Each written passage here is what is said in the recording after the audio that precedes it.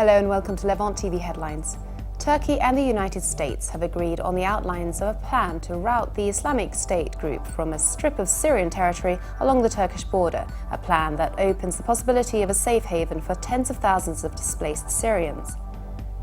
Australian public broadcaster SBS has defended a reality show where participants were shot at by Islamic State militants in Syria as part of a trip retracing refugees' journeys, saying they had extensive security preparations.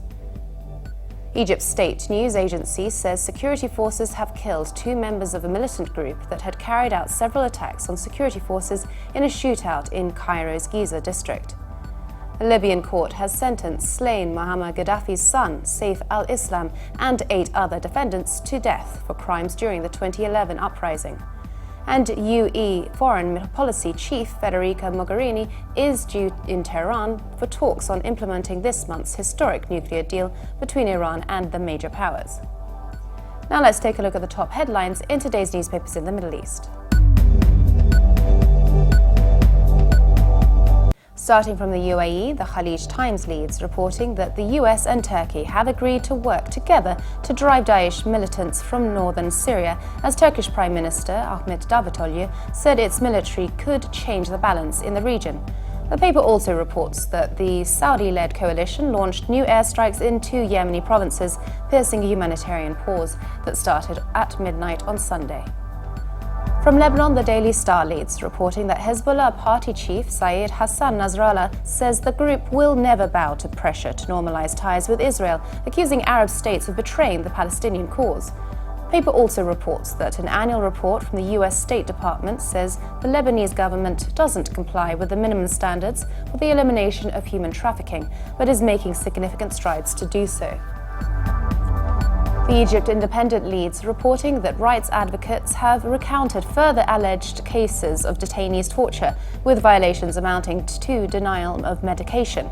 The paper also reports that Cairo Criminal Court has postponed to the 1st of October the trial of former President Mohamed Morsi and 24 others over charges of insulting the judiciary.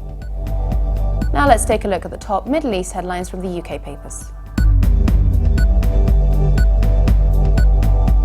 The Guardian leads its Middle East news, reporting that 2 police officers have been killed in Bahrain in a bomb attack. The ministry said that a 3rd police officer was seriously injured and 5 more officers had received light to moderate injuries and were being treated in hospital.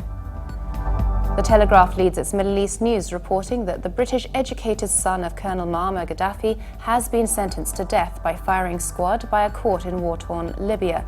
Saif al-Islam Gaddafi, the debonair friend of Lord Mandelson and other European notables who returned to his father's side during the 2011 revolution, was found guilty of war crimes by a court in the capital, Tripoli.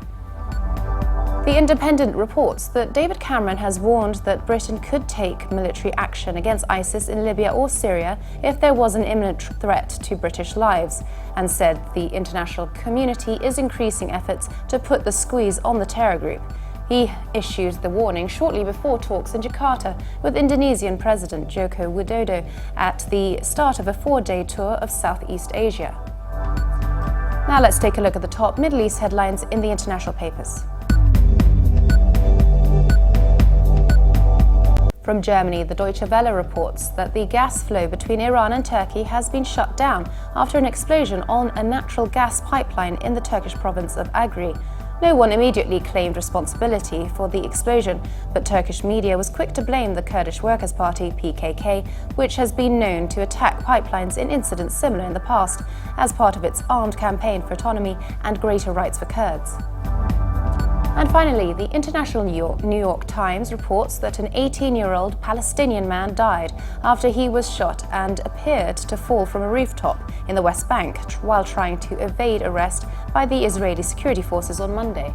It was the 4th shooting by Israeli forces in the territory this month.